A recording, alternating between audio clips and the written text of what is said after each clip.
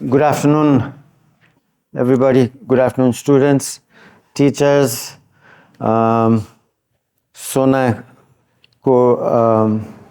memberहरू.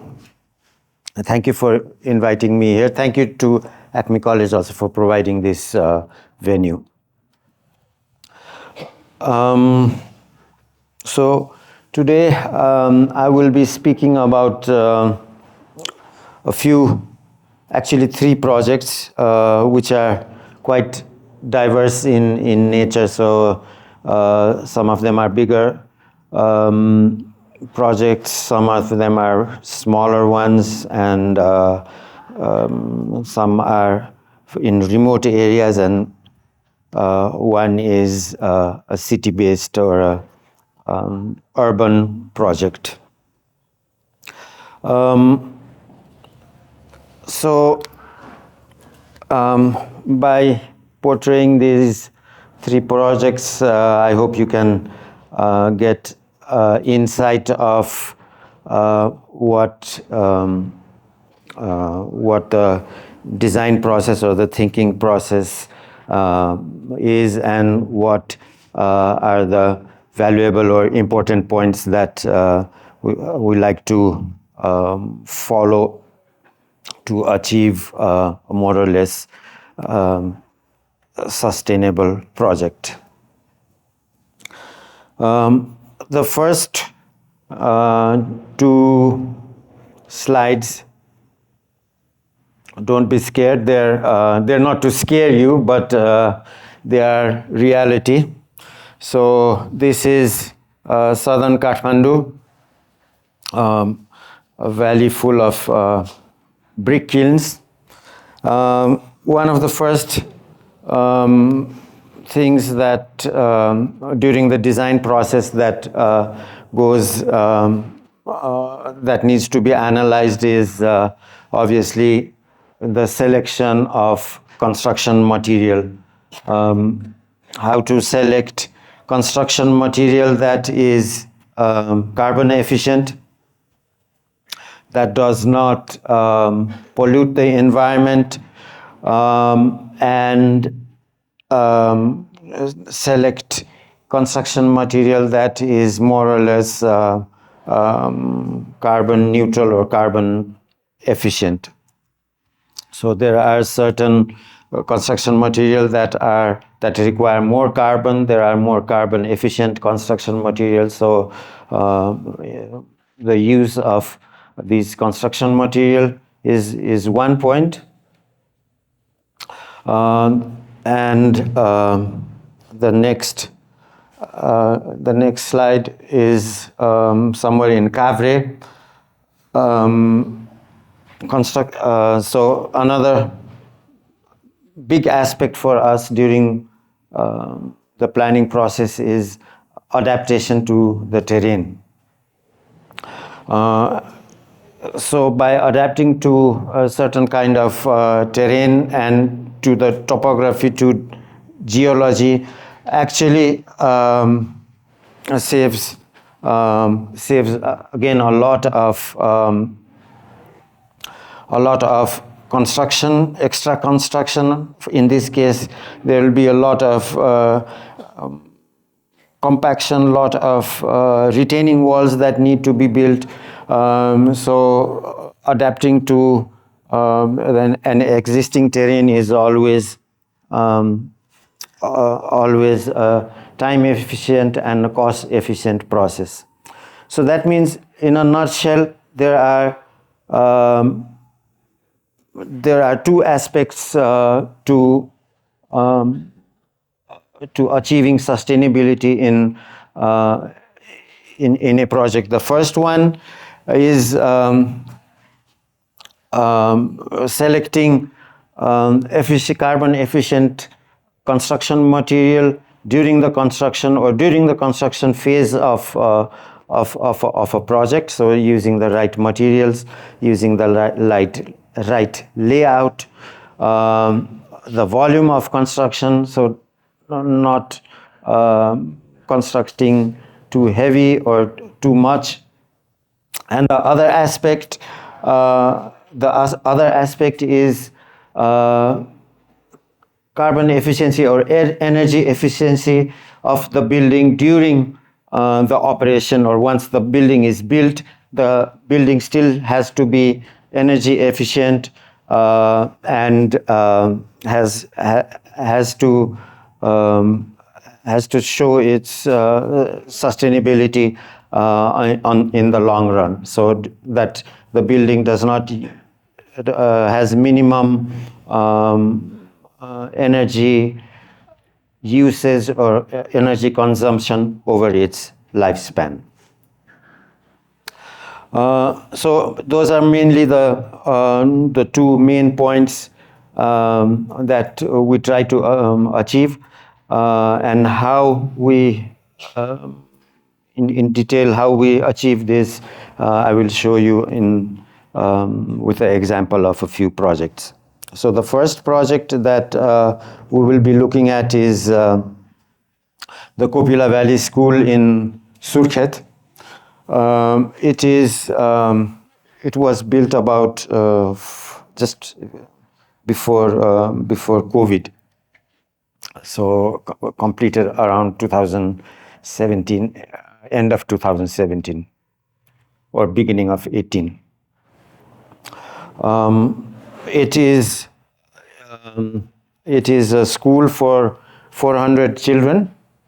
It's a day school. The school provides a meal, and it is designed as a so-called green school.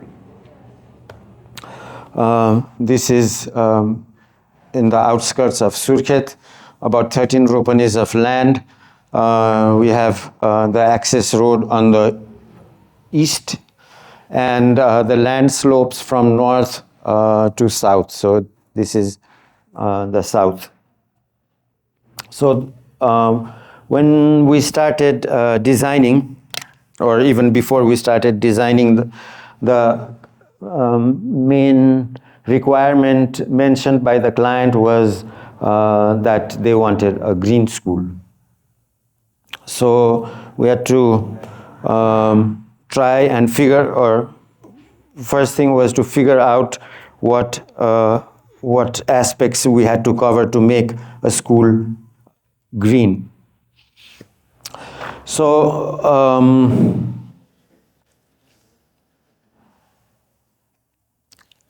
yeah.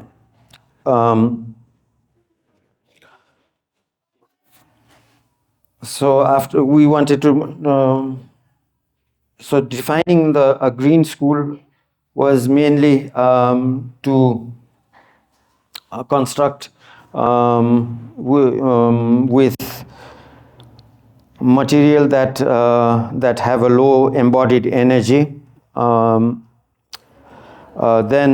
the building, minimizing the building's energy requirement when during operation. So that means when the school is running, that you have low energy consumption, for example, for heating, cooling, or even lighting. So to minimize energy consumption. Then by optimizing the energy consumption, anyway the building needs energy to run and to operate. So to obtain energy from non-fossil fuels, that means providing solar backup, and not only backup, solar energy for, in this case, for lighting, ventilation, and also for cooking. Then another aspect that needed to be looked into in a green school would be waste and wastewater management, so that all the waste that comes from a building, from a school, let's say from the toilets, from the kitchen, that this waste would be in some way recycled, reused, that there would be some kind of a separation between gray and black water, and that this water would be reused. Rainwater harvesting, especially during the dry, so that you have enough water supply during the dry months.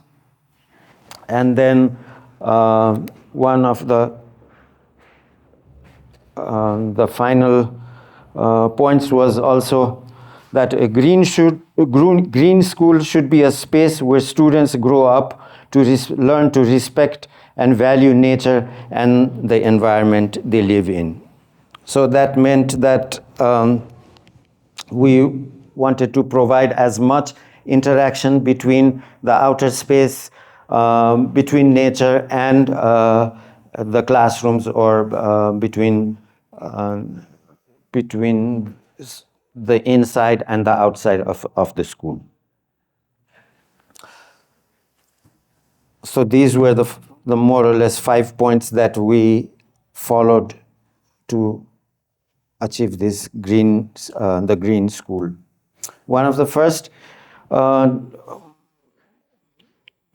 things we looked into was zoning of the school.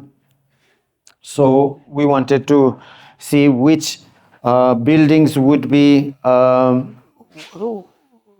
ideally placed, the ideal placement of each of these buildings. So the access road was towards the east.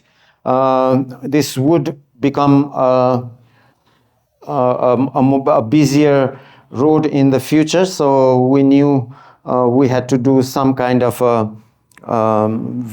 optical and a visual barrier towards the busy street. Then we segregated the school into a high school and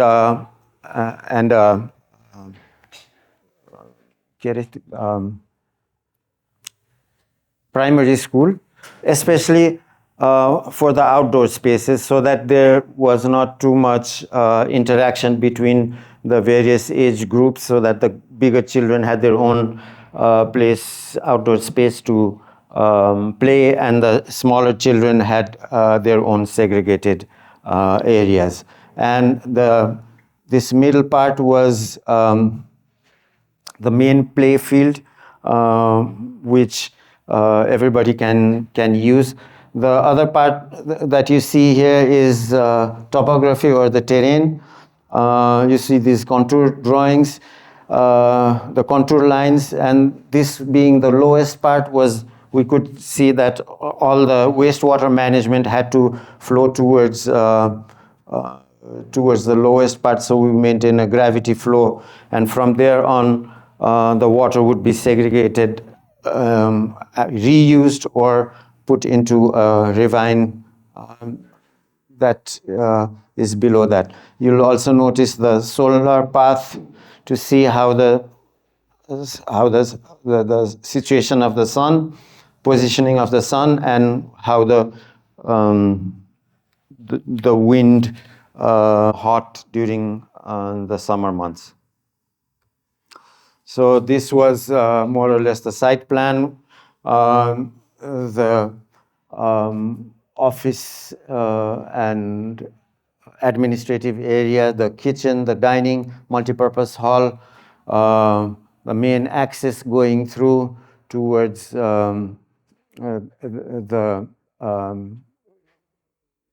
various parts of the school, the library, science lab, high school, primary school. And then you'll notice a lot of outdoor areas where classes are held, especially during the winter months, when it gets very cold. Then they take the classes outside, so there was enough space for these outdoor activities. One of the first things we did was just look at some vernacular architecture in the area and see what was important in the vernaculars, how did they manage or adapt to the climatic conditions in the Surkhet or the Bhitri Madesh area. So we got a lot of information and ideas just by analyzing the existing building. Here's a section of the building. This shows how the passive solar principles are followed. Mainly you check how the summer sun and the winter sun, how do they vary, how does the angle vary, and you can calculate the length of your roof to let in the sun during the winter months, or keep out the sun during summer months by calculating this the length of this extension. Then we had these principles of thermal mass, and the openings were placed to achieve maximum cross ventilation. The buildings were built in rammed earth, 36 to 45 centimeter thick rammed earth walls. The rammed earth is reinforced vertically and horizontally.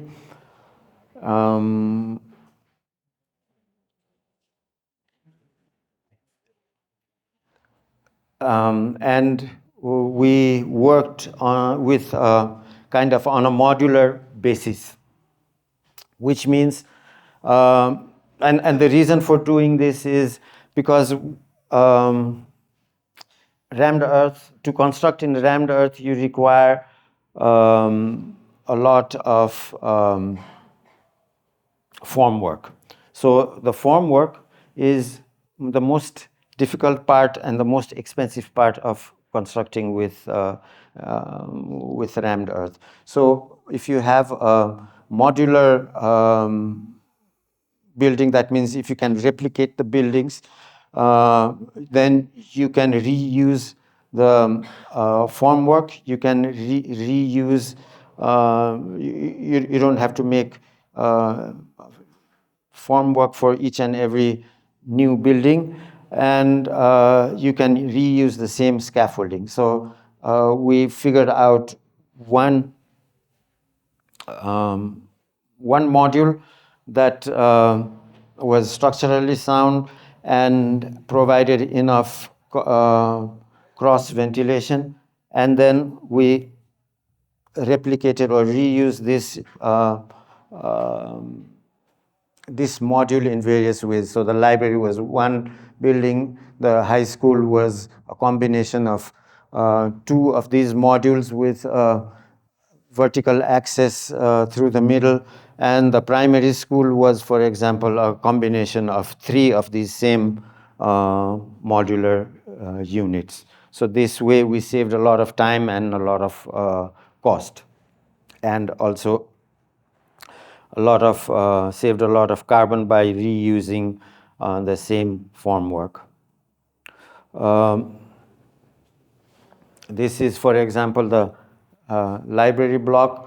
We worked closely with a structural engineer to achieve a very light intermediate ceiling or a very light structural solution. These slabs are, I think, just 2.5 inches. That means about 6 centimeters thick. So it's a combination of this concrete slab and a very fine, thin, and light steel construction.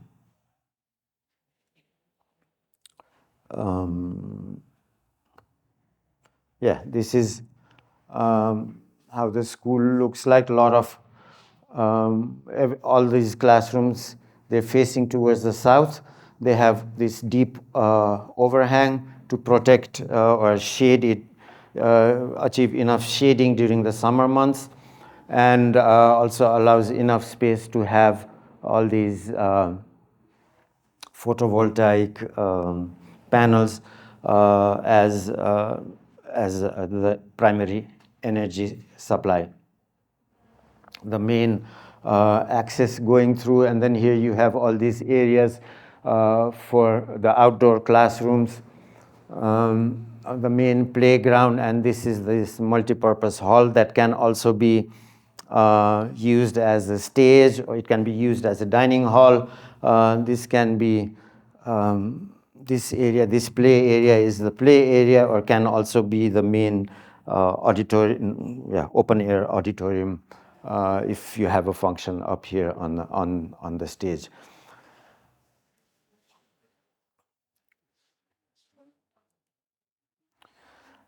This is this multi-purpose hall, and you see these solar cooking panels on the roof. They use these panels for cooking. For example, they have these huge rice cookers, and so one pot cooks rice, the other pot cooks dal, and you can use you can also steam vegetable in it. So it's a very healthy way of cooking. Also, you don't need a lot of oil. It's usually cooked with a lot of high temperature steam.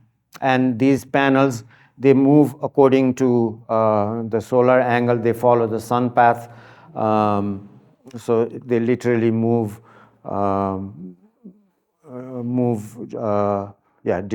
during the day. There are these pipes that heat up some fluid, and then end up heating some water which cooks the food.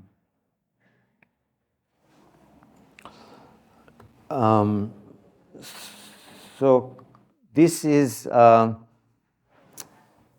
big part of the project was also wastewater management. So gray water and black water come together in these reed beds, first into a ABR tank, and then they're filtered by these plants, which are mainly canna lilies and different kinds of called norcot. And the water, it's quite a big amount of water that gets filtered. They reuse it for irrigation, or for watering the plants, and to wash, for cleaning purposes, except for the kitchen area. And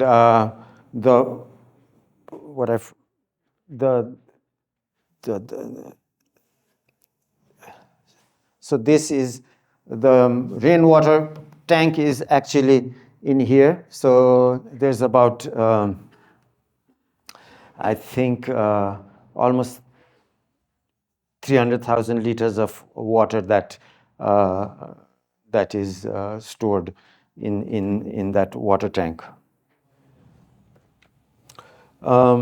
So as mentioned, there's a lot of outdoor areas. This is one of the amphitheaters there. Actually, this is a class being taken here. So the children don't spend all day in the classroom. So they have at least one or two classrooms outside in the open. In the background, you can see one of these primary school buildings. And this is again the playground, the area. These are where all the teachers' offices, the administration is. This is the multi-purpose hall with the dining room and the kitchen behind, and all the solar collectors and the solar panels for cooking. Yeah. So another important aspect was landscaping. So the landscaping was also divided, so it had a purpose also. Mainly for the filtration of water, we had one kind of a landscape where all the reed beds and the ABR, anaerobic baffle reactors, are placed, and back into the garden area. On the amphitheater that we saw over on that side. Actually, we're doing the second phase of this project now, which is somewhere back here. It's going to be the residential part of the school. So it's actually a children's home. And the next, so we built this in rammed earth. So the next phase is going to be in CSCB, which is compacted earth blocks. So we're keeping the mud architecture or the earth-based architecture to the next phase as well. This is another outdoor classroom. This is actually the arts and craft classroom, and these are all the contributors and the consultants that we consulted for this project. Yeah, so this was Copila Valley School in Surkhet.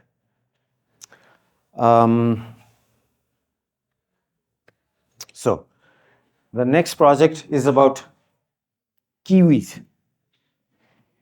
Kiwi in Jiri. This is quite a recent project that we started, I think, about a year ago, and it's a residence for a kiwi farmer in Jiri.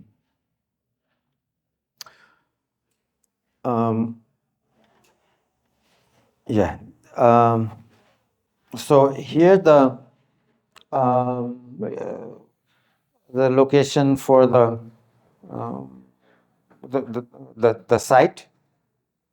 It is about 2,800 meters above sea level. It overlooks Jiri. So Jiri would be somewhere way down here. You have a view of Jiri town, the airfield, and the historic cheese production areas there. So here, the client is actually a member of the local community forest users committee. So he gets a lot of free timber from as a member of the user group. He gets a couple of cubic feet of pine wood every year. So for a couple of years, he stored his pine wood. There's a way of storing these freshly cut wood, and there was also a existing retaining wall on this property to hold back parts of this slope here. So there was already wood and stone on the construction site. So we thought we could figure out something where we could use just these two construction material, which was already on the construction site, and build up a building from these two construction materials.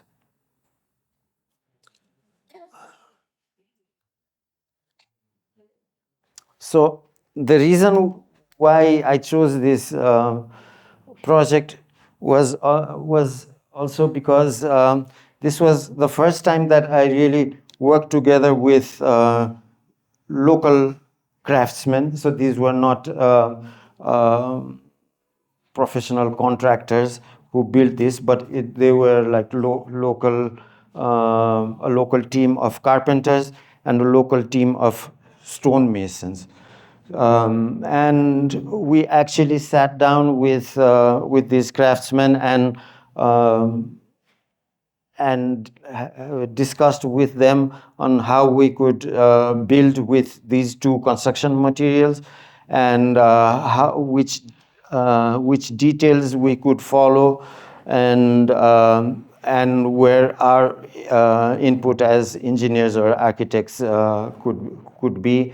And so it was first learning from them, then planning, and then we did the construction. And amazingly, the construction time was really quick and very efficient. They would call me almost every other day and discuss with me certain details that they thought we had to revise, or that we could that would be a more efficient solution. So yeah, so all these sketches were actually designed together with these local craftsmen. They are the locals in Jiri are the Jirel people, and the Jirel have this is the stone and timber construction is part of their domain, or what they usually do their construction with. The layout was obviously very simple. We did these stone walls or stone base, and the stone walls are all in mud mortar. So they are stone in mud mortar, and every approximately 2 feet we have these horizontal timber ties that hold everything together. It's called Katpunia, or something similar, but it's quite a prevalent way of constructing in our northern across our northern belt. So again, there was these timber connections with metal plates, some kind of metal brackets, and they achieved everything very well, I must say. Here also, one of the first things we did was how do we place ourselves in the terrain? How do we manage the terrain? How do we minimize cut and fill? So some parts of these walls were already existing. How do we add on, and how do we manage the structural part of the building? So the base was all in stone, and the upper part was timber construction. The basement or the base was more or less the area where the client would store his kiwi harvest for the season. Then we had this one-way slope roof where water could be collected on one side, and then the rain for rainwater collection purpose. We again did the obligatory solar angles to check how deep the sun could go in. So by raising this angle, we could get in more sunlight during the day. And then mainly how to manage areas behind the house to keep the house dry during the wet months. This is then how the building then actually looked like. These terraces, this terrace looks into Jiri. It's facing southeast, and the benefit of facing the building south, not dead south, but slightly towards the east, is that you start getting the sun rays earlier in the day. So the building can absorb energy from early morning instead of starting at noon if you have it facing dead south.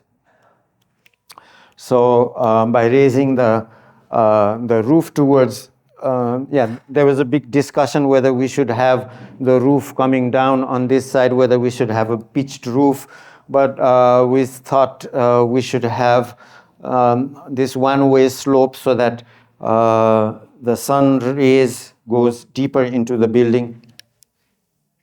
So this is the kiwi storage in the ground floor, and the upper floor is just living areas. This is looking towards Jiri. Jiri is here in the valley below. In the foreground, you can see parts of the kiwi farm.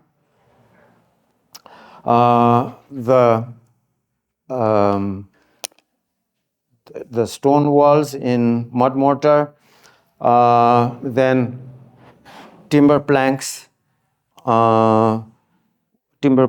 walls on the upper floor. The planks are both on the inside and the outside, and there are layers of insulation, thermal insulation in between. The ceiling and the roof is insulated, so is also the floor. The floor is also insulated between the storage, or between the basement and the ground floor. So having this heavy stone base is actually not a new idea. In traditional or in vernacular architecture in this area, they used to have the ground floor as the goat, where they keep their livestock and their sheep or their goats, and obviously the heat collected from the animals that rises would heat the rooms above. Yeah, and then we had very big openings looking into this very beautiful view from there, and these were all double glazed so that we didn't lose too much energy. So this was a very simple layout: 2 bedrooms, 1 living area, and the western or the back part of the house is on the first floor is also stonework, and this part has a cement floor, and the front part is a light construction timber frame with timber floors. This is facing towards the east towards Jiri.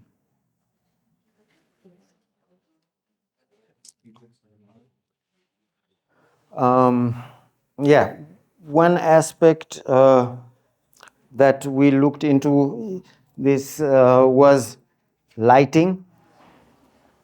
So we kept a very warm lighting. I think it was something like above 3,200 kelvins or something, and we made sure that the lighting were up down lights, and that the lighting uh, would not focus out into the landscape, so that the light gets retained within the built up area. I think that's a very yeah, that was one thing that we noticed in the area. Everybody put up these huge huge of lights that really looked annoying in the landscape at night, especially these very white and powerful focus lights. This was the outdoor seating area. Again, a wooden deck. From here, you have another, yeah, the view in. So there were bigger terraces here and on the other side of the building. This was the interior of the building. The stone or the craftsmen here, they were very reluctant to keep the exposed stone walls. They thought it looked unfinished, and they wanted to either plaster those the stone walls, or to point it with cement. And it took us a lot of convincing by saying that, yeah, it would cover, by plastering you would cover all your hard work and the beautiful stone masonry that you have created, and it doesn't really matter if you see earth between the joints. So that they finally agreed not to plaster it. The wood panels, all the woodwork is treated with natural oils, mainly linseed oil and turpentine. So yeah, and all the electrical lines were exposed because it got too complicated with hiding all the lines, especially in the stonework. Yeah, so this was a building that we built with local materials that were already at the construction site. So a lot of carbon was saved during the construction phase, and the insulation of the walls and the windows works quite well. So you almost don't need extra heating in this area. Okay, so this was the Jiri project.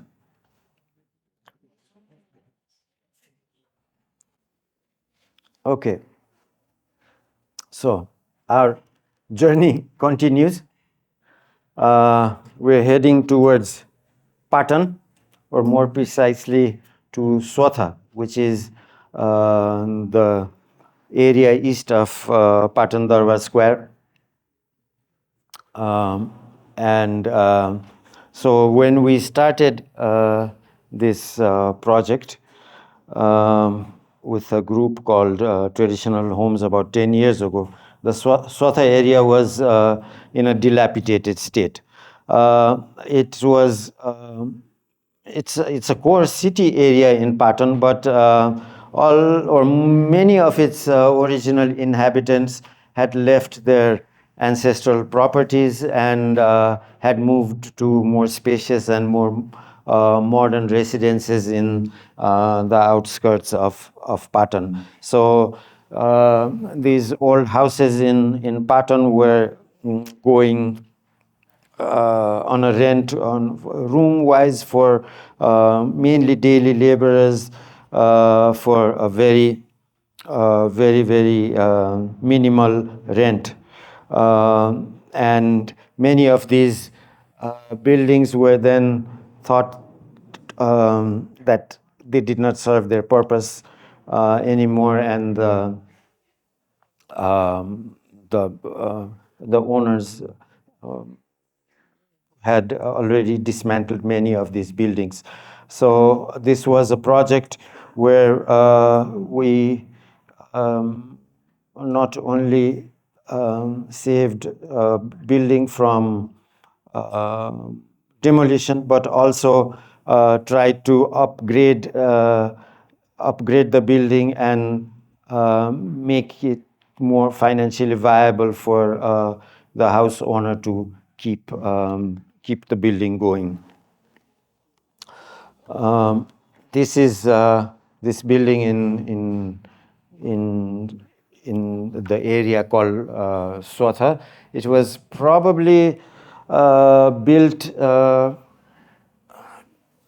most probably around 1930. So now it must almost be 90 years, almost a 100-year-old building now.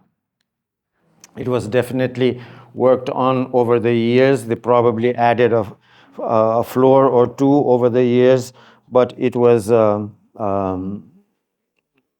townhouse with relatively high ceiling height, and it was very easy to renovate it. So the idea was to revitalize or rework on a building that was about to be demolished and give it a new purpose and a new economic future, so that it was viable for the house owner to keep the building. Yeah, so this was more or less the building. Restoration involves a detailed understanding of the existing substance, the dimensions, its construction details, and the construction materials that are used. Originally, this house was a single family house for a Shrestha family lived here, and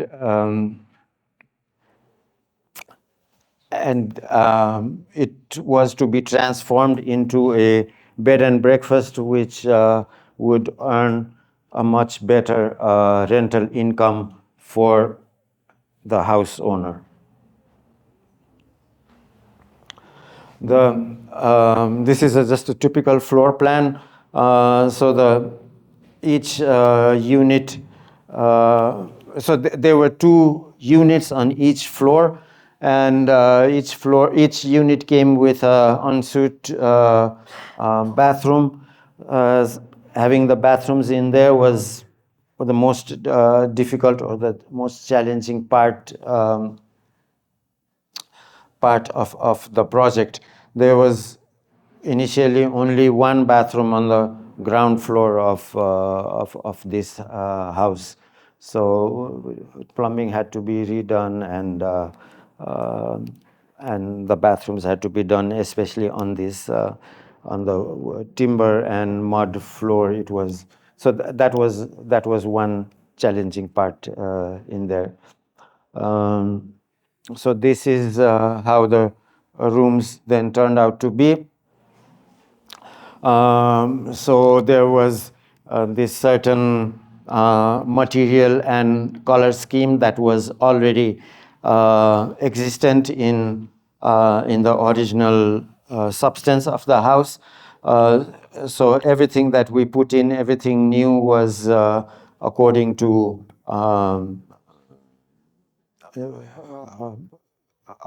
what, so that, yeah, I had to match the existing. We tried to keep all the additional interiors at a lower uh, so that it wouldn't overshadow or undermine the fabric of the existing building. So the primary focus was on how to improve natural lighting and natural ventilation of the rooms.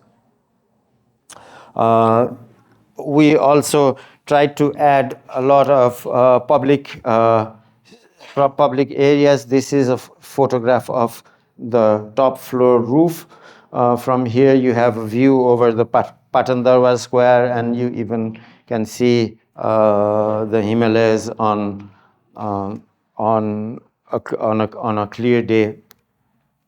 So yeah, this is a photograph of these bathrooms that we added. They were relatively small, but served their purpose. We did not use any tiles, these glazed ceramic tiles, mainly because this was a more, so this is a cement, just a cement punning finish. So this was a more efficient, carbon efficient and also solution, and also it reduced a lot of weight so that the old building didn't have to carry that whole load of these ceramic tiles. A few before and after pictures. So the whole concept was focused around how much do you really change in the interiors of a building, and how to maintain the authenticity of this Newari architecture, so that the new doesn't overshadow what the existing building, or this flair or the vibe that the original building would give. So this is another before after picture. So we moved back parts of that, the upper floor, so that there was more space up here for common rooftop. Revitalization of an existing property is giving it a new life and dignity. A building cannot survive if it does not fulfill its purpose. Unfortunately, this is often measured in financial terms.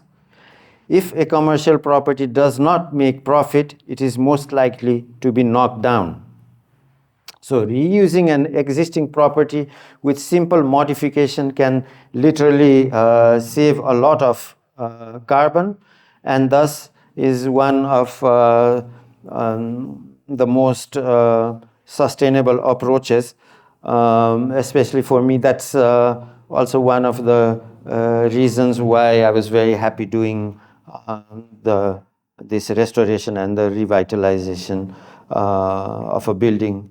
And then moreover, it tells the stories of one's culture, history, and also how we have evolved, or the way forward, the way ahead. I